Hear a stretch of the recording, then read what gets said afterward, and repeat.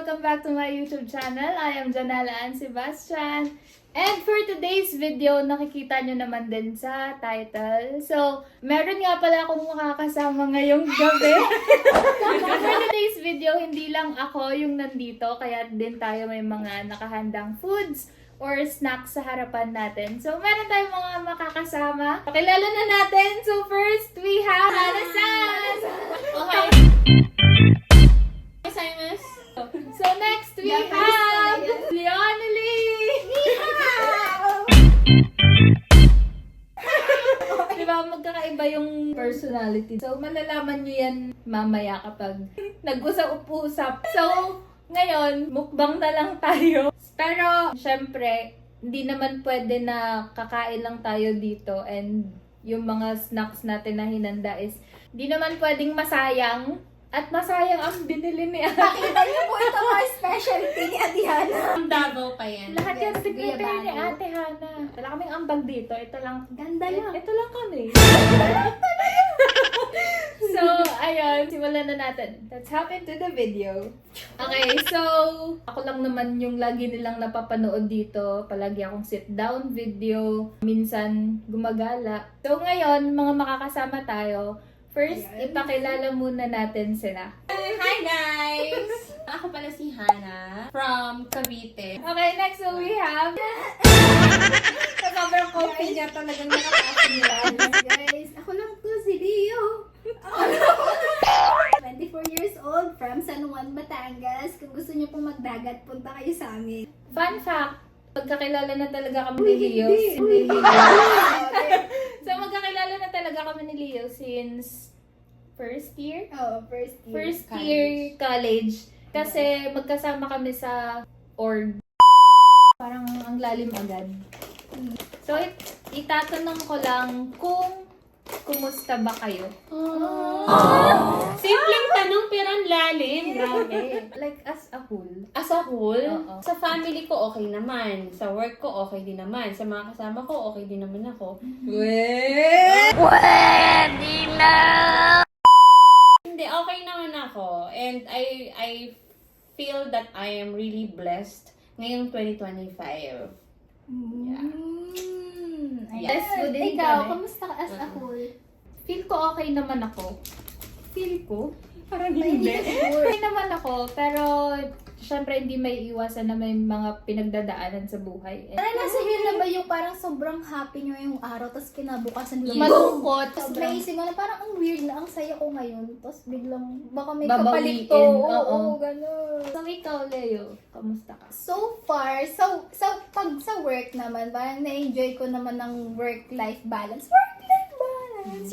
Na-stress ako, pero alam mo yun, nag-enjoy kasi ako. At saka parang gusto ko na yung profession ko ngayon. Pero nung college, hindi ko gusto maging gantong career. Pero nung nag-start ako mag-work, parang nagustuhan ko na. Sa family, may mga days na parang nalulungkot ka. Kasi syempre, pag may nawala ka ng family member, yung grief kasi bigla na lang dadalaw sa'yo any time of the day or any day. So may mga ganong days. Hindi siya yung consistent na masaya ako buong linggo. Pero for me, mahalata na may pinagdadaanan ako. Sobrang hyper ko. Oo. Ayun. And then sa love life naman, Wow! Ingit! Di ko nga tinatanong yan. masaya naman ako. Siguro out of 10, ang aking wellness as a person ay 8 out of 10. Kamusta lang natin pero marami na tayong naisingit na pag-usapan. Ito naman, pagbabago sa buhay namin from college life, transitioning to pagkakaroon ng work. Adulthood! Yes, nasa adulthood na kami and naging ready ba tayo doon? Ikaw, Ate Han, naging ready ka ba dun? Working student kasi ako. Ilang years ka na? Parang siya. Kamusta ang transition nung time na yun, nung 27? Di ba before pandemic pa kasi yun? During ng college ako, ano na ako noon, working student. Kaya hindi naman ako nanibago na biglang transition into work. Ay, oo. Kasi working student naman. I feel Ipot you. ka. I mean, kamusta dati yung like environment? Kasi nga before pandemic pa kasi yun. Oo, malaking pagbabago. Like, may wifi ka. Oh, grabe naman. Ang Grabe ka naman. During that time, wala pang TikTok. Parang wala pa. Wala. 2019 Oo, mo. Musically pa lang. Musically, Oo, oo. di ba? Yung first job ko kasi is sa Alabang Town Center, department store. Umabot naman ako doon ng mga 3 years. Okay naman kasi mababait sila. Yung mga naging katrabaho ko doon, mababait sila. Tapos yun, after nun, lipat naman ako Rosario naman, Cavite. Which is malayo din. Sa SM naman yun.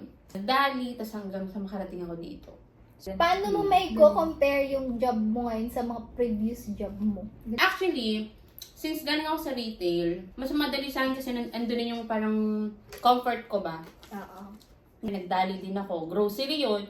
Whatever ko, anong sitwasyon, umulan, bumagyo, lumindol, bumaha, kailangan bukas kami kasi grocery kami. Yeah. Diba? Dito naman sa current job ko ngayon, which is sobrang laki ng difference. Kasi nasa parang car industry ako eh. Before, nakastock lang ako sa isang lugar. So, araw-araw doon lang ako pupunta, doon lang ako mapasok sa mall, everyday, uuwi, papasok, uwi, papasok. Dito naman kasi is nakakapag-travel ako, iniikot ko yung, ayun, nationwide kung saan meron, ganun. Cebu, Davao, tas this, Bicol. Na-enjoy ko naman siya. 2 months pa lang ako dito sa company. So, I'm praying na magtagal. At saka kung will naman ng Lord, di ba? Why not? Since yun nga din, napag-usapan din natin kanina na ikaw taga Cavite ka, kami both Batangas. What was your biggest challenge na na-overcome moving here in Manila? Homesick. Ang hirap! Kasi, syempre, nasanay ako kasama ko yung mga kapatid ko, yung family ko, yung baby ko.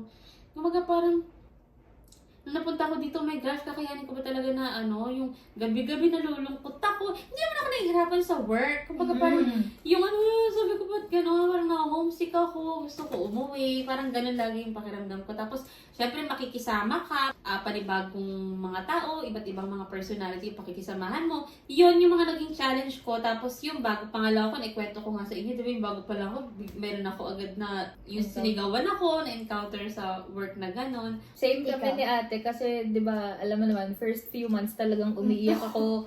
Sobrang guys. sobrang yung mental health ko sobrang sira. Hindi ko kaya kasi ang nasa isip ko parang ang hirap pala talaga maging bunso na nasanay ka na kasama mo lahat sa isang bahay. Yun yung comfort ko Yung bahay sa mo. bahay. How about- Lagi nga lang ako nasa kwarto eh. To the point na nag-call ako ng help ng psych. Kaya Nag-psych siya dito. Oo. Ako sa... Ina-anxiety ka. Yes. Mga ganun Alam mo, hindi bagay. yan maiintindihan ng mga yung mga normal na Oo. Hindi Yun nila nga. maintindihan. Sasabihin nila, parang yun Ang lang. arte naman. Arte lang. Pero ako kasi na-experience ka, pero hindi naman ganyan kalala nung sa'yo na. As in, sobrang lala ng akin na nung first time ko talaga nasugod ako sa emergency. Kasi di na ako makahinga talaga. Like, Kasi alam ko. ang natutunan ko rin kasi sa buhay, kapag nai-stress ka, kailangan mong i-figure Alamin. out, alamin kung saan nanggagaling yung stress mo, Oo. para kaya mo siyang i-address. Yun yung reason kung bakit madali sa akin na tumira sa iba't ibang bahay.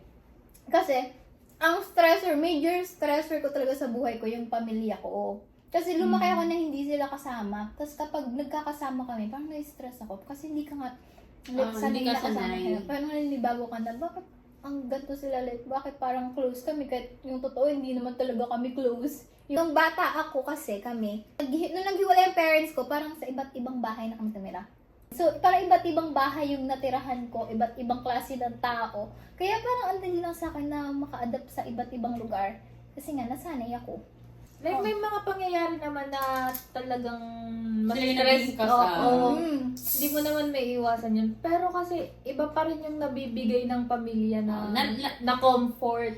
Correct. Kumbaga, ano mga ginagawa, basta alam mo lang, nandyan sila, kasama mo sila, yeah. kahit nandun ka sa kwarto, Okay na nasaan ako sa sila. ganun, na hindi kami laging magkakasama. Mhm. Basta alam ko na buhay pa sila at kumakain pa silang 3 beses. Okay na ako. Wag niyo lang ako i-chat. Sila yung kasi, guys, yung sobrang independent yung tao. Like, bata pa lang siya, nagtrabaho na din. Na din siya. And alam ko na talaga ang gusto ko sa buhay. Mm. Tsaka alam ko na din yung stress ko na dapat kong iwasan. So, anong naging first job mo?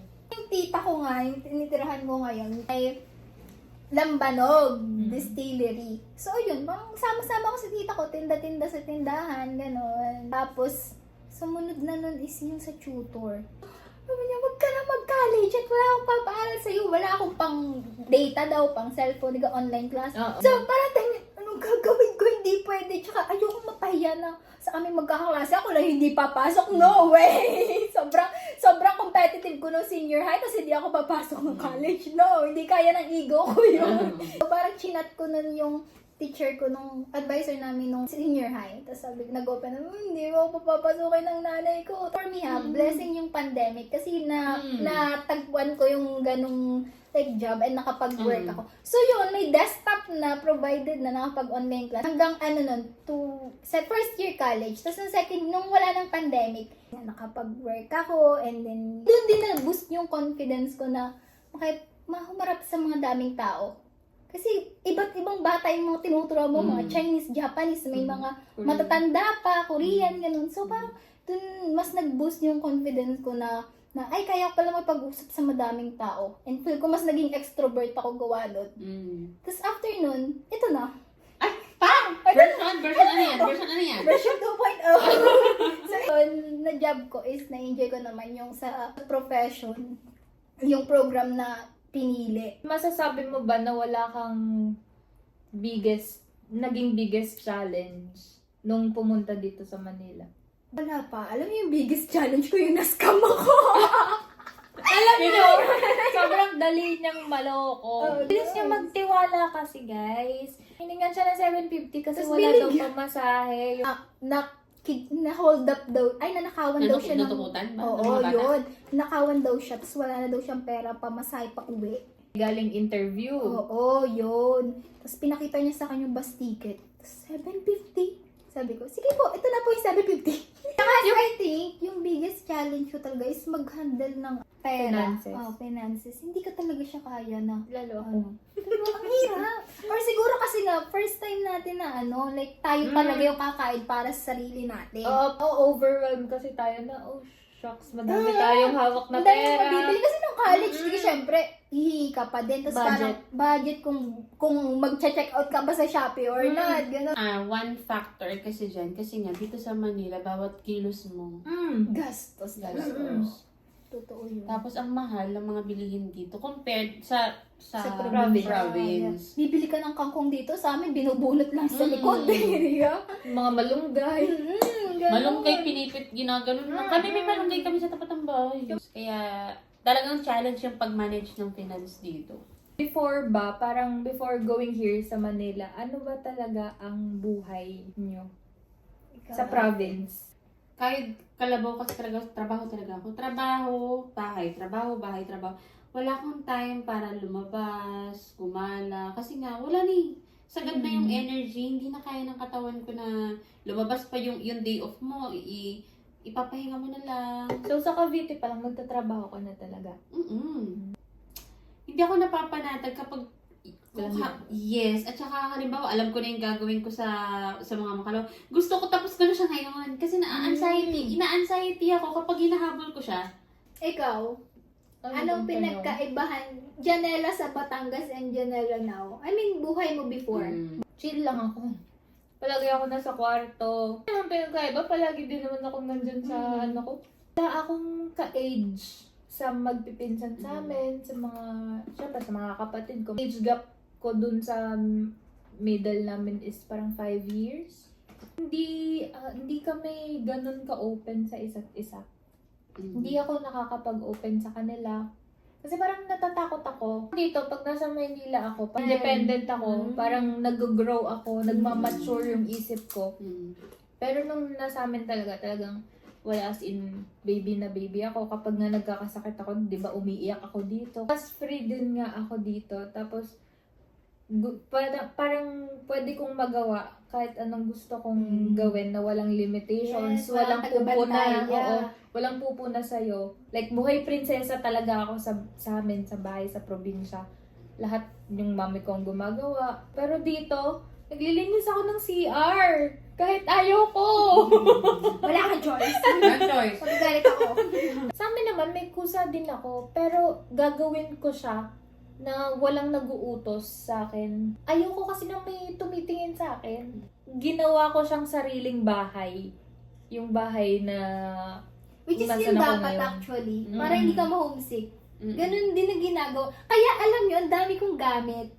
Lahat ng Dinala gamit niya ko sa lahat? kwarto, dinala ko. Kasi gusto ko ma-feel ko na nasa bahay pa din ako, nasa kwarto pa din ako.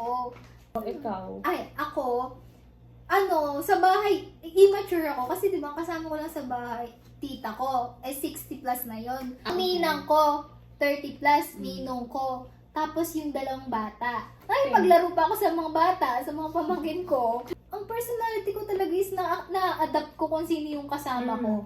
Nung lumipat ako dito, siguro, wala talaga. Kung ano ko sa amin, ganito din ako dito. So, next naman.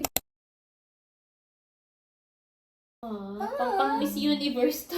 Parang naging assignment naman lahat ng mga bata yun na parang anong gusto mo paglaki. Hindi ko alam bakit ko naisip pero gusto kong mag-doktor.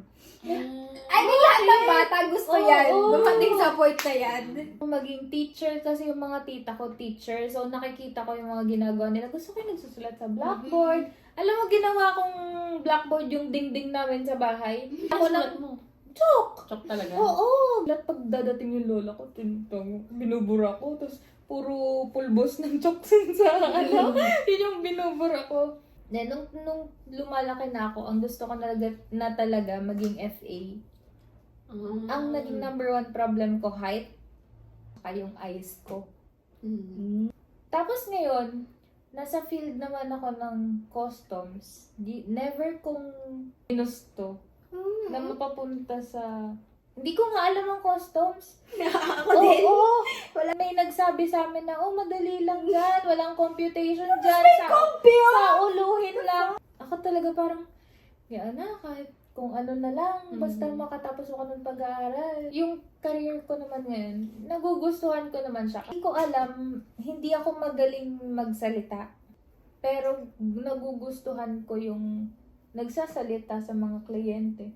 Pero nung tapos na ako mag-college, naisipan ko din mag-masscom. Kasi sabi ko, yung pagsasalita ko, parang pasok siya. Yeah, oo. Hindi siya ng boses mo talaga. Customer service pa rin talaga ako. Hindi ko nga alam, napasok ako sa math pa din nag-CCA pa rin ako. It's your fears nga daw. Yun nga, sabi ko talaga sinusubok talaga ako ni God na siguro paghahanda din to, malay nyo, mag-take na pala.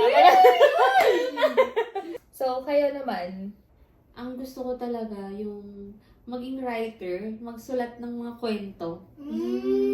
Sumulat ng mga kwento at ipapalabas sa TV, mga ganon. Mahilig ako nun simula elementary ako, may mga sinusulat akong mga stories, may mga drawing pa yun. paano mo naisip na gusto mong magsulat? Siguro dahil yung papa ko mahilig magkwento. Walang kuryente nun. Ang ano lang namin, gasera. Tapos minsan yung gin. Ganun din sa amin. Yun. Tapos yung mahilig siya magkwento ng mga kababalaghan or kahit yung mga true story. Mahilig. Kaya parang maging malikot din yung utak ko gumawa din ng mga stories. So yun, tuwing gabi ganun yung papa ko bago kami matulog. Miss mo Yun. ba papa mo? Super. Pare-pares tayo walang tatay. Oh my God!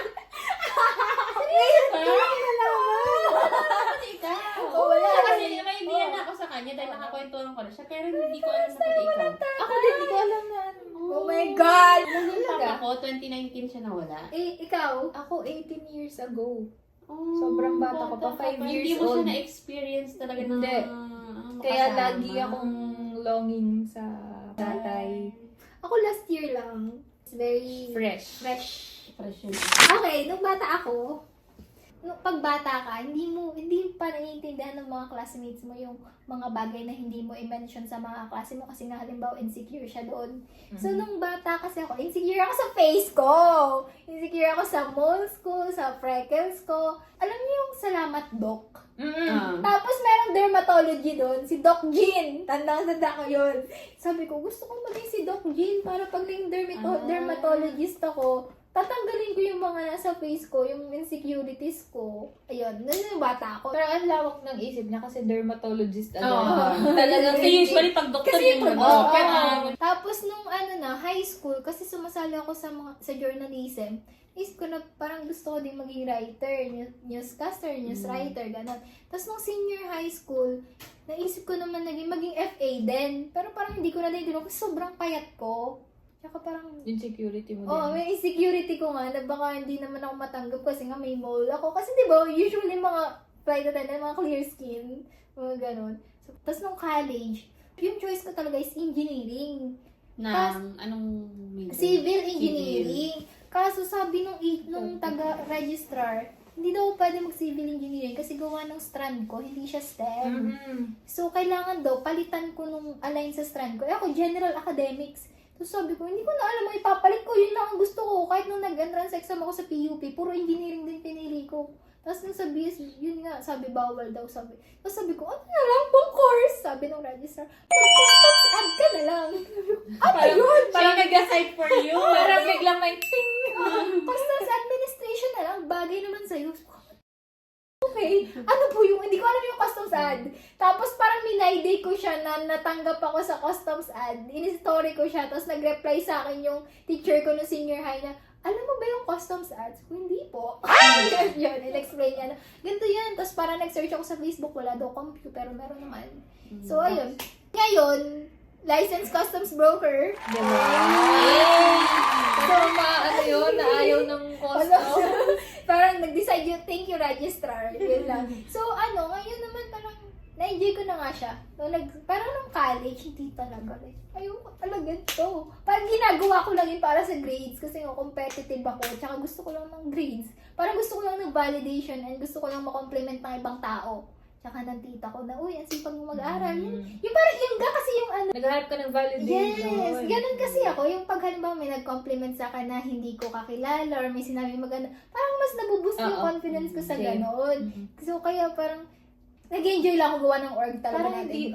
parang hindi mo kasi maintindihan ng college. Talagang, ano ba itong pinag-aaralan ko? Magagamit ko ba ito? Yes, totoo. Tapos nakikita mo iba mong mga kabatch, parang ang cool ng mga program nila, mga nursing. Ba nag-FA na Oo, talaga? tapos yung atin hindi kilala. Yung pala kilala talaga siya. Ang galing nga nun nung sa atin kasi sobrang active ng BSCA ng customs. Hindi ka lang active sa mga activities. Active ka din sa mga competition Kaya na nga. kailangan ng utak. Grabe yung mga quiz bee. Oo, kasi Which is ang kami.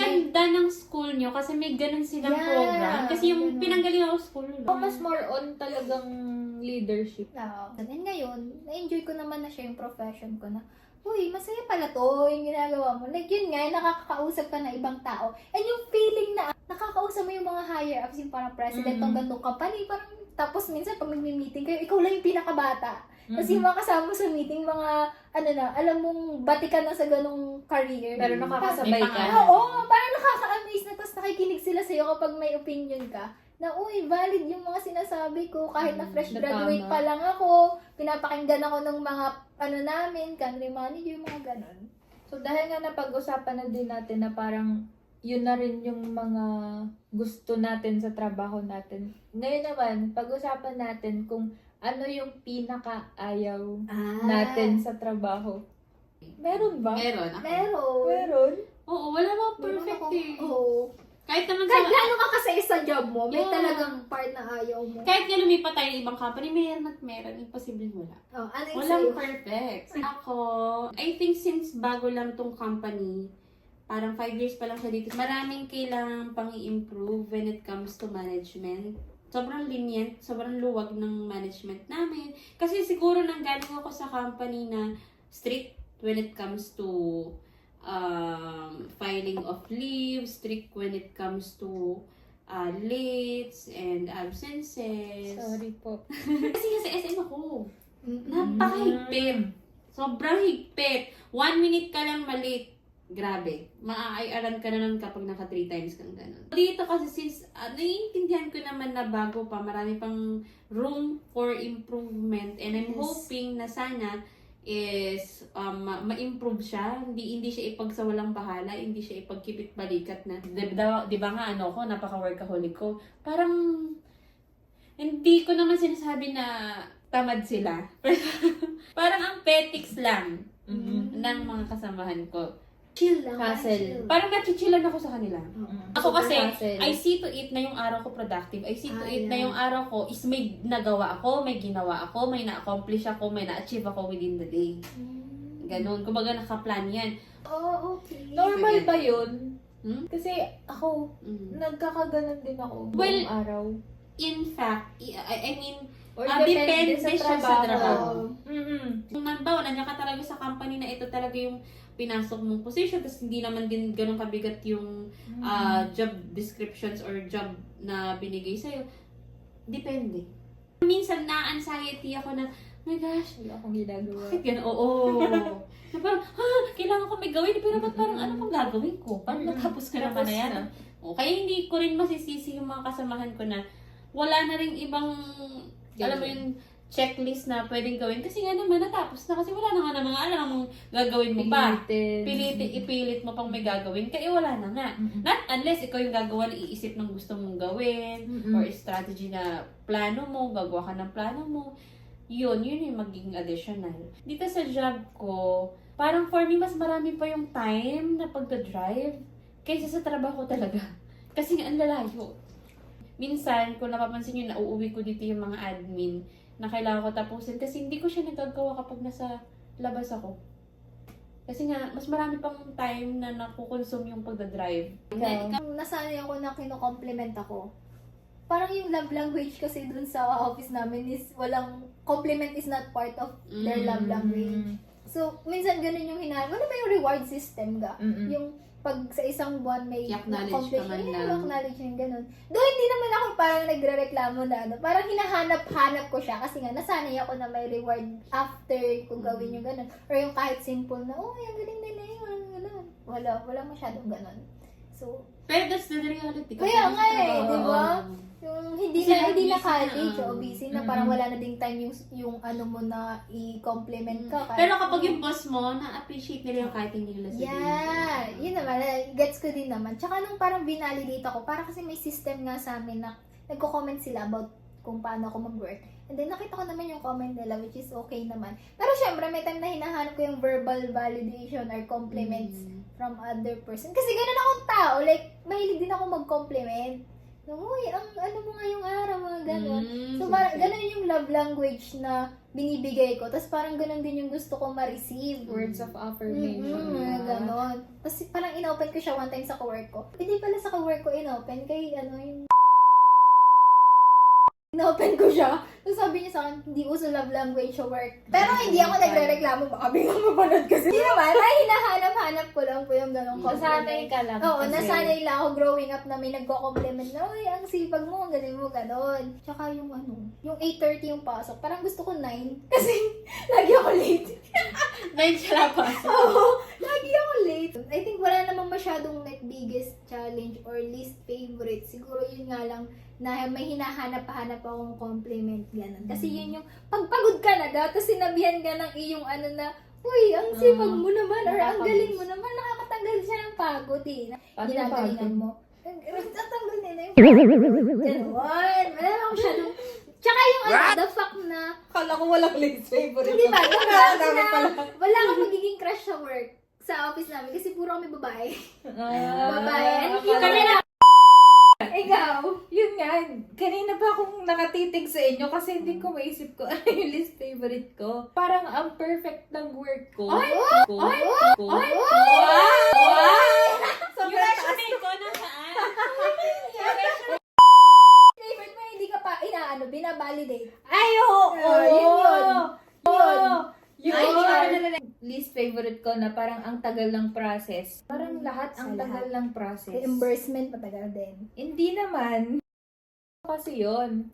So, parang wala ako, di ba? Sobrang goods siya. Angat na angat ko yung work ko. Kasi ang chill ko lang din.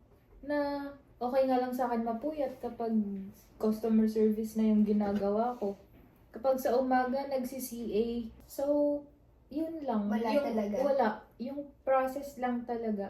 So, yun. Alam nyo na. So, next natin. Ano na ba? Tapos mo ba to? Time pa ako, guys. Ito na lang. Let's end the vlog with this question. how do you define success in your life? Okay. Success, actually, ano yan eh. Kumbaga, pag sinabi kasi success, iba't iba naman tayo ng definition ng success eh. Yes. Pero for me, ang success ko, hindi naman ako naghahangad na maging, alam mo yun, maging pinakamayaman or maging richest women in the world.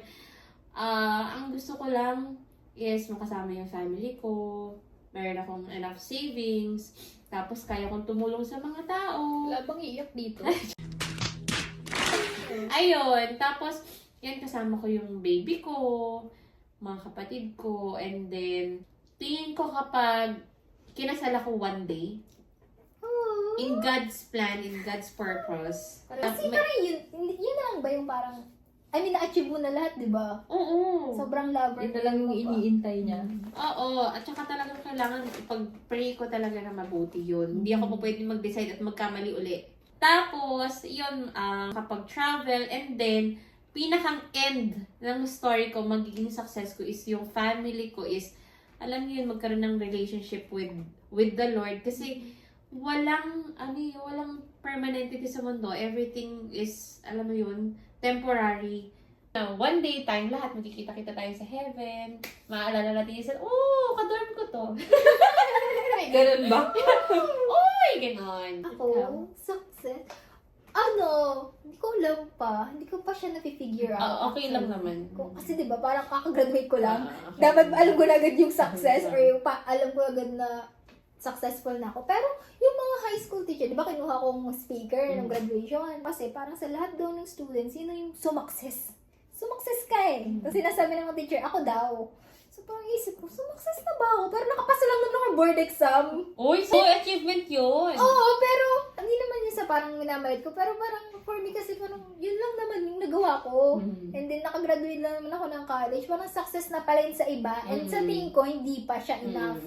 So I think hindi ko pa talaga siya ma-define kung ano yung success. Siguro, as of the moment, like halimbawa ngayong araw, sumakses ako kapag nakakain ako ng dinner or nakapag half bath ako ng gantong oras before ako mag-tutor. Sobrang mga simpleng bagay. O ganun, like ngayong araw. Pero in the long run, yung success siguro kapag may bahay na ako nung akin talaga. Tapos kasama ko yung pusa ko. Siyempre, yun! Ako, kasi, nung in-interview ko dyan, tinanong sa ng country manager ko, why ko gusto mag-work? Kasi gusto kong ma-achieve. Bukod sa career ko, sa buhay ko talaga, parang ang nilisip ko talaga is, kasi nga diba, galing ako sa iba't ibang bahay. Gusto kong magkaroon ng sarili kong bahay na hindi na ako lilipat-lipat. So yun yung sinabi ko, na gusto ko magkaroon ng own space, sariling bahay. Feel ko, pag nagawa ko na yun, parang, sumakses na talaga ako sa buhay. Like, lahat ng mga hirap ko nung bata ako hanggang ngayon, ito na yung bunga, yung bahay na to. And then kami ng pusa ako, at saka si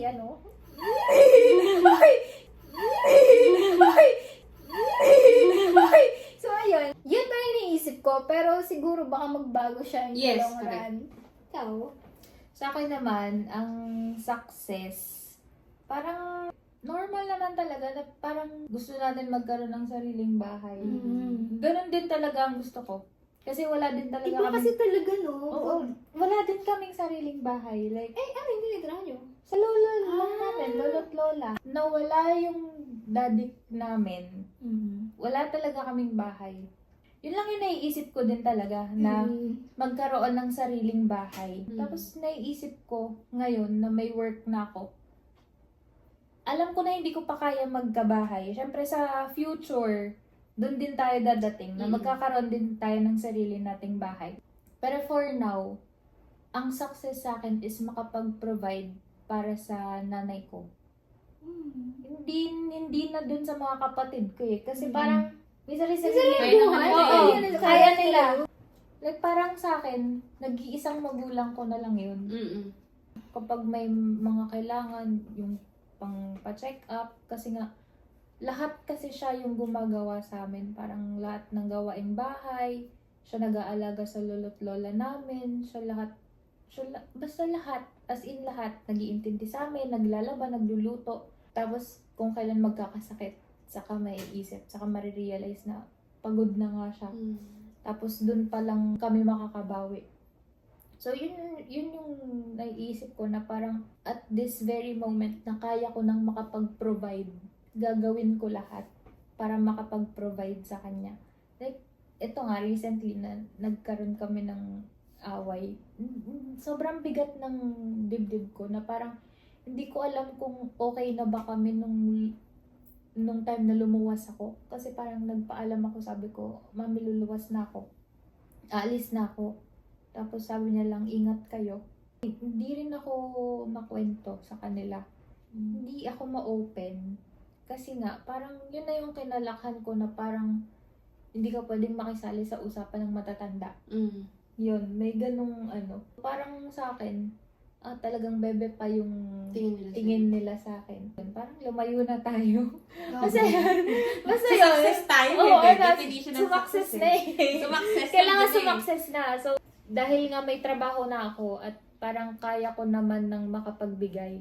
Hanggat kaya ko, gagawin ko. Yes. And, So, that's it. that's So, it. tinatapos na din namin yung vlog namin dito. So, hindi na siya naging podcast kasi nga wala tayong mic. Ayun na lang guys. Dito na namin tinatapos ang vlog. So, ayun. Bye! Thank you guys. See you next vlog. Bye.